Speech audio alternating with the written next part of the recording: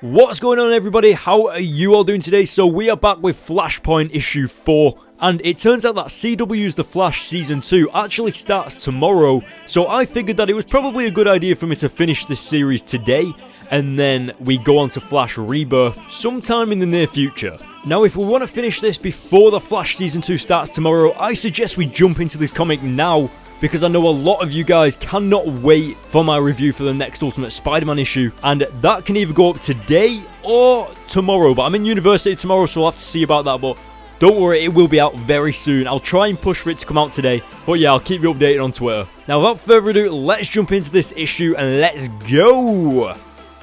As the issue opens up, we get some dialogue from Barack Obama himself, the President of the United States, and he's pretty much talking about how he's given up on the superheroes of the world, banking on those guys to help save them, and pretty much saying that they're going to have to take matters into their own hands. And as you can see, Hal Jordan is going to be flying a Green Arrow missile into the heart of the fight. And what I love about this series is that you kind of get little Easter eggs as to other characters. So we got the mention of Queen Industries there, which obviously is Green Arrow. You get Superman, who is stick thin and hardly has any powers at all.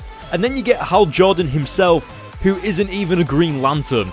So as you can see, we've returned to where we left off in the previous issue, with the soldiers pretty much about to obliterate Flash and Batman and Cyborg and all of that. And just in time, Emily Sung, or Element Woman, came along and saved these guys from being obliterated. And the whole reason that she's here is because she's pretty much been following Cyborg the entire time, ever since he said that the team was no longer a team in the very first issue. And she feels that we need that team in order to help save everybody, because the world is pretty much going to crap at this point. And I'm kind of getting this little bit of a vibe off Element Woman, where it kind of feels like she's a bit lost. She's not used to being around people, and it just looks like she's looking for a purpose in the world. And her purpose lies within this team saving the world, and I kind of feel sorry for her a little bit. Now, as we move on throughout the issue, it becomes extremely evident that our time is limited, especially because Barry's memories begin to merge further into this new alternate universe. And obviously, once that is complete, he will have no memory of the original world, what it used to be like, and he'll basically be stuck there.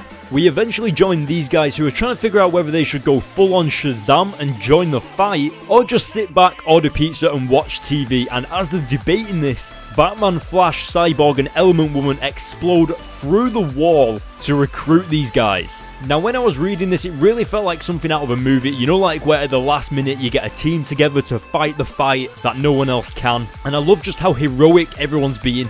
Now, for me, this is one of the most interesting parts of the comic, because Batman asks Billy whether he can help the Flash regain some of his memory, because that is what he did for Sandman, but Billy didn't necessarily do that, he just stopped it from getting worse. So when Billy does touch the Flash, he sees a world of hope, and I think that's actually the original version of Shazam right there, you know, like how it's supposed to be. And Billy actually questions who Barry Allen is, where is he from, and midway through this conversation we get a news report that Hal Jordan and the rest of the US fighters have actually been ambushed by invisible jets on the way to shooting that Green Arrow missile, and the first verified casualty is Hal Jordan, meaning that Hal Jordan has pretty much died. And this is obviously a massive shock to Barry, because this brings Barry to the realization that he may never win, he may never get back to the original timeline and change everything back to normal. So he's beginning to accept that he may actually be stuck in this universe forever, and he kind of gets into a little bit of an argument with Batman. And I think it's just incredibly awesome how Batman says we either change this world or let it burn in hell,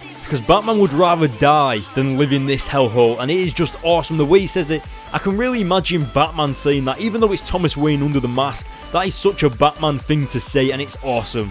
Now, what we need to remember is that Batman still hasn't agreed to fight in this fight, so the rest of the heroes kind of have to go off without him. As they're walking away, Flash actually mentions Bruce, and that suddenly clicks something in Batman's head, and he just straight up joins the fight with no hesitation. And I think that just shows how determined Thomas Wayne is to let Bruce Wayne have a life, because obviously if they succeed, then it's going to be Bruce Wayne that becomes Batman, and that is everything Thomas Wayne wants. Now, we turn over the page and get thrown into the action between Aquaman and Wonder Woman fighting each other. And if you guys have forgotten what's happened, pretty much Aquaman and Wonder Woman were having an affair, and Aquaman's wife actually tried to assassinate Wonder Woman, and Wonder Woman had to kill his wife, and obviously Aquaman is pretty annoyed about that, and that's why he's declared war on Wonder Woman. And as these guys are fighting, trying to rip each other apart, the superheroes fall out of the sky with a Shazam and come crashing down into the battlefield. And it looks incredible. I think the colours and the artwork in this comic are phenomenal, and it really brings the entire issue together, the entire series together. Right now they're kind of in like a little bit of a pose, you know, like how the Avengers have that team pose. That's what these guys look like right now, and I think that's just awesome. And you can see that Shazam has targeted Wonder Woman and Flash has targeted Aquaman. Now Flash is actually going to try and get through to Aquaman, talking to him through words instead of fighting. And obviously that's not going to go down right. But I think the worst part about this battle is straight away Enchantress brings the 6 kids out of the transformation of Captain Thunder, or Shazam, and leaves these kids vulnerable. And without even hesitating, Wonder Woman runs up and stabs Billy through the chest, killing him, which is like the most mind-blowing thing about this comic.